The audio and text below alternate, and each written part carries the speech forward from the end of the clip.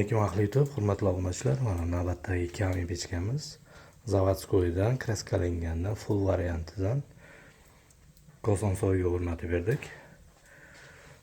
Mana yoqib sinadik, kraskalar kuyyapti.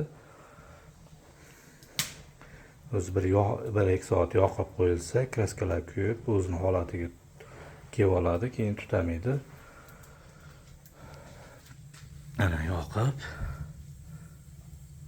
sinab berdik. Xizmatlar vodiy bo'ylab kimga xizmatlar kerak bo'lsa, salohida nomerlar qoldiramiz. Bemalol murojaat qilaverasizlar.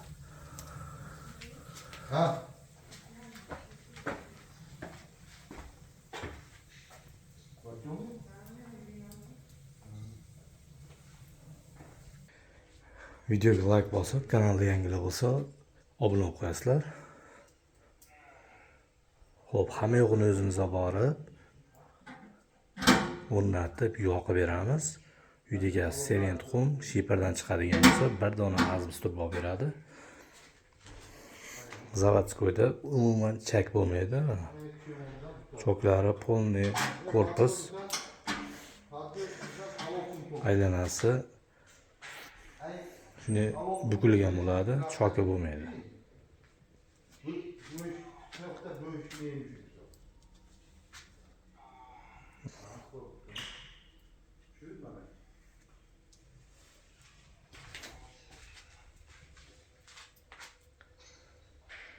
Orqa tomonini ham ko'rsatib qo'yamiz.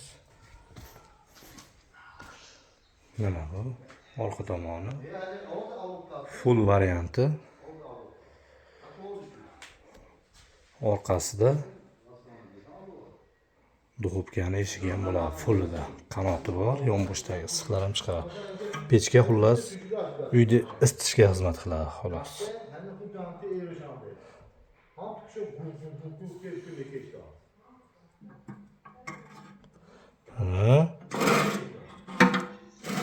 Tozalaydigan joylari to'lib qolsa, shu yerdan tozalab, bemalol